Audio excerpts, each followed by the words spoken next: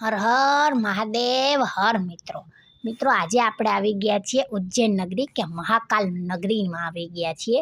તો મિત્રો આ છે આપણી ઉજ્જૈન નગરી મહાકાલ નગરી અને એમાં આપણે આવી ગયા છીએ મહાકાલ મંદિરે એટલે કે મહાકાલેશ્વર મંદિરે એટલે કે આપણી 12 જ્યોતિર્લિંગમાંની એક જ્યોતિર્લિંગમાં આજે આપણે આવી ગયા છીએ. તો હું તમને આજે મહાકાલેશ્વર જ્યોતિર્લિંગના દર્શન કરાવીશ અને સાથે સાથે એના મારી પાસે જે કંઈ પણ ઇતિહાસ છે એ પણ હું તમને જણાવીશ. તો મિત્રો મારી સાથે મારા વિડીયોમાં બન્યા રહેજો.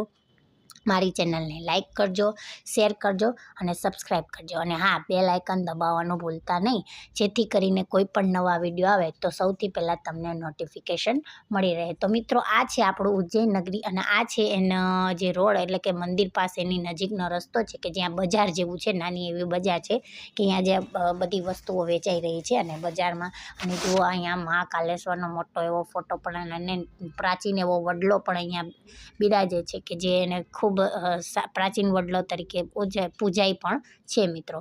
તો મિત્રો મહાકાલેશ્વર જ્યોતિર્લિંગ એ શિવને સમર્પિત એક હિન્દુ મંદિર છે અને તે 12 જ્યોતિર્લિંગમાંનું એક છે, જે શિવના સૌથી પવિત્ર નિવાસ સ્થાનમાં માનવામાં આવે છે. તે ભારતના મધ્યપ્રદેશ રાજ્યના પ્રાચીન શહેર ઉજ્જૈનમાં સ્થિત છે. આ મંદિર પવિત્ર શિપ્રા નદીના કિનારે આવેલું છે. લિંગમ સ્વરૂપમાં ભગવાન શિવ સ્વયંભૂ હોવાનું માનવામાં આવે છે, જે અન્ય મૂર્તિઓ અને લિંગોની તુલનામાં પોતાની અંદરથી શક્તિના પ્રવાહો ઉત્પન્ન કરે છે, જે ધાર્મિક રીતે સ્થાપિત થાય છે અને મંત્ર શક્તિથી ભરેલા હોય છે. મિત્રો આ છે આપણો મહાકાલ મંદિરનો મેઇન ચોગાન એટલે કે મેઇન મેદાન છે અને જુઓ અહીં નાનું એવું તળાવ જેવું પણ બનાવેલું છે અને સરસ મજાની ખૂબ જ જગ્યામાં મોટી બધી જગ્યામાં આ બનાવેલું છે મિત્રો. ને તમે જોઈ શકો આજુબાજુ શિપ્રા નદી પણ તમને દેખાય છે મિત્રો. મધ્યપ્રદેશમાં 2 જ્યોતિર્લિંગ છે, બીજું એક ઓમકારેશ્વર જ્યોતિર્લિંગ અને આ છે મહાકાલેશ્વર જ્યોતિર્લિંગથી લગભગ 140 કિલોમીટર દક્ષિણમાં એ આવેલું છે મિત્રો. મહાકાલેશ્વરની મૂર્તિ દક્ષિણા મૂર્તિ તરીકે જાણીતી છે, જેનો અર્થ એ થાય કે તે દક્ષિણ તરફ છે. આ એક અનોખી વિશેષતા છે જે તાંત્રિક શિવનેત્ર પરંપરા દ્વારા સમર્થન આપવામાં આવે છે, જે ફક્ત 12 જ્યોતિર્લિંગોમાં મહાકાલેશ્વરમાં જ જોવા મળે છે. ઓમકારેશ્વર મહાદેવજીની મૂર્તિ મહાકાલ મંદિરની ઉપરના ગર્ભગૃહમાં પ્રતિષ્ઠિત છે. ગર્ભગૃહના પશ્ચિમ, ઉત્તર અને પૂર્વમાં ગણેશ, પાર્વતી અને કાર્તિકેયની મૂર્તિઓ સ્થાપિત છે. દક્ષિણમાં શિવના વાહન નંદીની મૂર્તિ છે. ત્રીજા માળે નાગચંદ્રેશ્વરની મૂર્તિ ફક્ત નાગપંચમીના દિવસે જ દર્શન માટે ખુલ્લી છે. મંદિરમાં 5 સ્તર છે, જેમાંથી એક ભૂગર્ભ છે. મંદિર પોતે તળાવની નજીક વિશાળ દિવાલોથી ઘેરાયેલા વિશાળ આંગણામાં સ્થિત છે. મેં તમને કીધું એમ કે ખૂબ જ મોટું એવું મેદાન અને ચોગાનમાં આવેલું છે. અને જો મિત્રો આ છે આપણા મહાકાલની મૂર્તિ એટલે કે આમાં શિવલિંગ છે, આપણી મેઇન શિવલિંગ છે મહાકાલેશ્વરજી, કે જેના તમને અત્યારે આરતી થઈ રહી છે અને આરતીના તમે દર્શન કરી રહ્યા છો. જુઓ મિત્રો તમને અત્યારે આરતીનો લાભ મળી રહ્યો છે.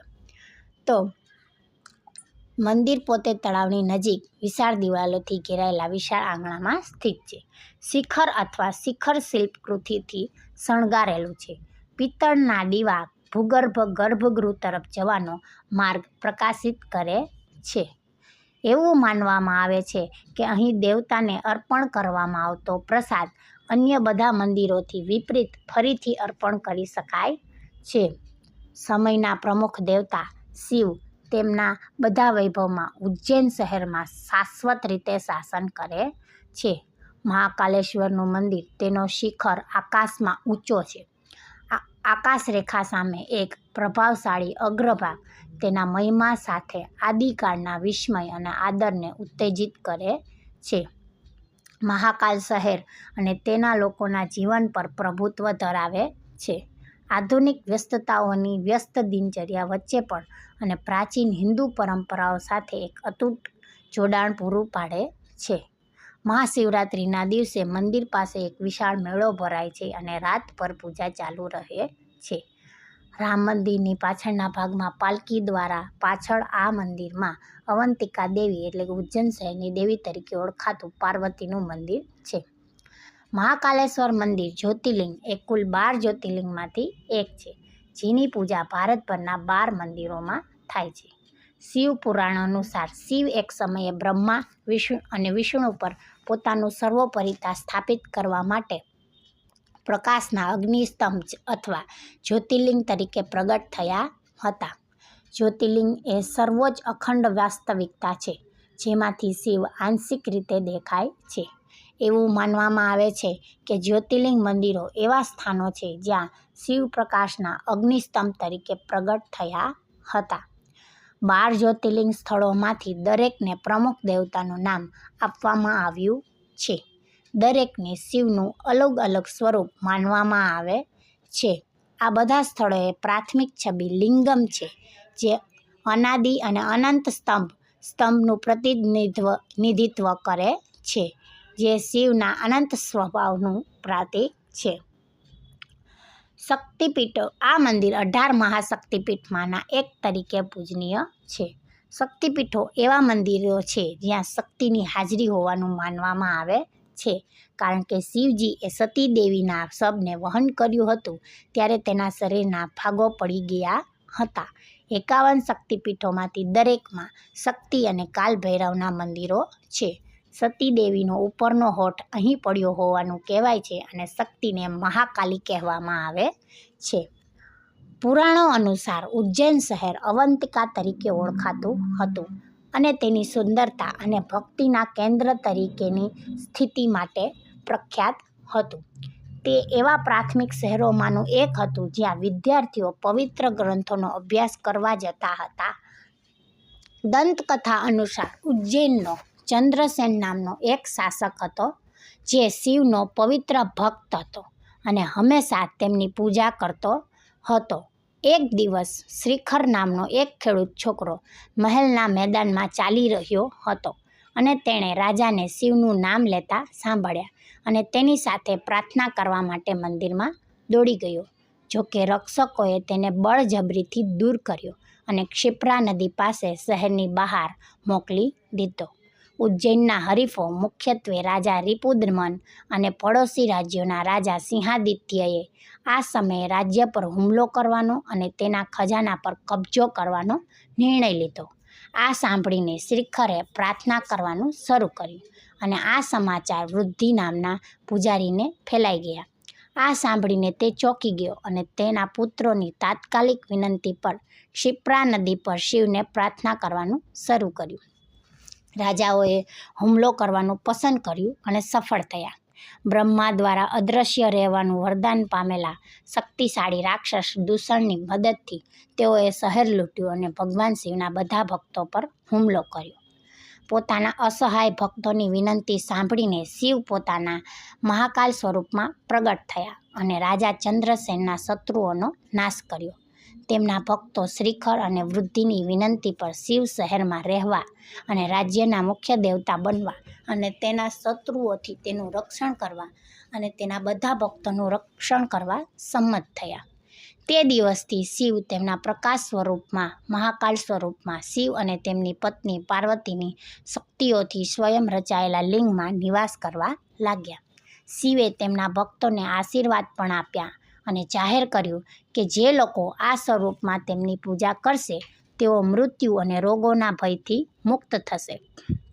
ઉપરાંત તેમને સાંસારિક ખજાના આપવામાં આવશે અને તેઓ ખુદ શિવના રક્ષણ હેઠળ રહેશે. ભરથરી રાજા ગંધર્વસેનના મોટા પુત્ર હતા અને તેમને આકાશી દેવતા ઇન્દ્ર અને થારાના રાજા પાસેથી ઉજ્જૈનનું રાજ્ય પ્રાપ્ત થયું હતું. જ્યારે ભરથરી ઉજ્જૈનની એટલે કે આધુનિક ઉજ્જૈનના રાજા હતા, ત્યારે તેમના રાજ્યમાં એક બ્રાહ્મણ રહેતા હતા, જેમણે વર્ષોની તપસ્યા પછી કલ્પવૃક્ષમાંથી અમરત્વનું ફળ મેળવ્યું. બ્રાહ્મણે તે ફળ તેમના રાજા ભરથરીને આપ્યું, જેમણે બદલામાં તે ફળ તેમના પ્રેમ સુંદર પિંગળા રાણી અથવા અનંગસેના રાજા ભર્તહરિની છેલ્લી અને સૌથી નાની પત્નીને આપ્યું. રાજ્યના મુખ્ય પોલીસ અધિકારી મહિપાલના પ્રેમમાં હોવાથી રાણીએ તેમને ફળ આપ્યું, જેમણે તે ફળ તેમની પ્રિય લાખાને આપ્યું, જે સન્માનની દાસીઓમાંની એક હતી. આખરે લાખાએ રાજાને ફળ પાછું આપ્યું. વર્તુળ પૂર્ણ કર્યા પછી ફળે રાજા પ્રત્યેની બેવફાઈના ગેરફાયદાઓ જાહેર કરી તેણે રાણીને બોલાવી અને તેનું શિરચ્છેદ કરવાનો આદેશ આપ્યો અને પોતે ફળ ખાધું. તે પછી તેણે સિંહાસન છોડી દીધું અને ધાર્મિક ભિક્ષુક બન્યો. પાછળથી તે પટ્ટીનાથરનો શિષ્ય બન્યો, જેમણે પહેલાં રાજા ભર્તૃહરિ સાથે સંસારી અને સંન્યાસી વિશે દલીલ કરી. વાતચીત દરમિયાન પટ્ટીનાથરે કહ્યું કે બધી સ્ત્રીઓ દ્વિમન ધરાવે છે અને પરમેશ્વરી સાથે પણ આ સાચું હોઈ શકે છે. રાજાએ આ સમાચાર રાણી પિંગલાને આપ્યા અને તેમણે પટ્ટીનાથરને સજા મેળવવા અને કાલુમારમ, જેનો ઉપરનો ભાગ પેન્સિલની જેમ તીક્ષ્ણ હશે, માં બેસવાનો આદેશ આપ્યો. તેઓએ પટ્ટીનાથરને મારવાનો પ્રયાસ કર્યો, પરંતુ કાલુમારમ બળવા લાગ્યો અને પટ્ટીનાથરને કંઈ થયું નહીં. રાજાને સમાચાર મળ્યા અને સીધા પટ્ટીનાથર પાસે ગયા અને તેમને બીજા દિવસે મરવા માટે તૈયાર થવા કહ્યું. પરંતુ પટ્ટીનાથરે જવાબ આપ્યો, હું હમણાં જ તૈયાર છું મરવા માટે. બીજા દિવસે રાજા આંખોમાં આંસુ સાથે આવ્યો અને સંતને જેલમાંથી મુક્ત કર્યો, કારણ કે તેણે ખરેખર તે રાત્રે રાણી પિંગળાને ઘોડેસવારો સાથે પ્રેમમાં જોયા હતા. તેણે પોતાનું સામ્રાજ્ય, સંપત્તિ અને સંપૂર્ણ કોટનો ડ્રેસ પણ ફેંકી દીધો અને એક સાદો કૌવનમ પહેર્યો. રાજા પટ્ટીનથરનો શિષ્ય બન્યો અને આંધ્રપ્રદેશના શ્રી કાલહસ્તેશ્વર મંદિરમાં મોક્ષ મેળવ્યો, જ્યાં શિવના પંચભૂત સ્થલમનો એક ભાગ વાયુલિંગમ છે. તે સમયના મહાન સંસ્કૃત કવિ કાલિદાસ, જે કદાચ રાજા પુષ્યમિત્ર શુંગના સમકાલીન હતા, તેમણે મેઘદૂતમાં તેમની કૃતિઓમાં મંદિરની વિધિઓનો ઉલ્લેખ કર્યો છે. તેમણે નાદ આરાધના, સાંજના વિધિ દરમિયાન કલા અને નૃત્યના પ્રદર્શનનો ઉલ્લેખ કર્યો છે. 1234-35માં ઉજ્જૈન પરના હુમલા દરમિયાન ઇલ્તુત્મિશ દ્વારા મંદિરનો સંકુલનો નાશ કરવામાં આવ્યો હતો. જ્યોતિર્લિંગને તોડી પાડવામાં આવ્યું અને માનવામાં આવે છે કે આક્રમણ દરમિયાન જલધારી ચોરી લેવામાં આવી હતી અને નજીકના કોટિતીર્થ કુંડમાં ફેંકી દેવામાં આવ્યું હતું. બાદમાં મરાઠા દ્વારા દિવાન રામચંદ્ર બાબા સુખથર દ્વારા તેનું પુનર્નિર્માણ અને પુનર્જીવિત કરવામાં આવ્યું હતું. તો મિત્રો, આ છે આપણું ઉજ્જૈન મંદિર અને ઉજ્જૈન મહાકાલ મંદિરનો ઇતિહાસ. મિત્રો, મારી પાસે માહિતી હતી એ મેં તમને કહી. તો મિત્રો, મારો વિડીયો જો તમને ગમ્યો હોય તો મારા વિડીયોને લાઈક જરૂરથી કરી દેજો અને કમેન્ટ જરૂરથી કરજો, જેથી કરીને મને ખ્યાલ આવે કે તમને વિડીયો પસંદ આવ્યો કે ના આવ્યો. અને કમેન્ટ જરૂરથી કરજો મિત્રો, જેથી કરીને નવા વિડીયો મૂકવામાં મને મજા આવે. મિત્રો, તો ફરીથી મળીશું નવા વિડીયો સાથે. ત્યાં સુધી સૌને મારા જય શ્રી કૃષ્ણ. આવજો, ટાટા, બાય બાય અને હર હર મહાદેવ હર. મિત્રો, ફરીથી મળીશું નવા વિડીયો સાથે. અને હા, વિડીયોને લાઈક અને કમેન્ટ જરૂરથી કરજો અને શેર પણ જરૂરથી કરી દેજો મિત્રો. તો હર હર મહાદેવ હર. જય મહાકાલ.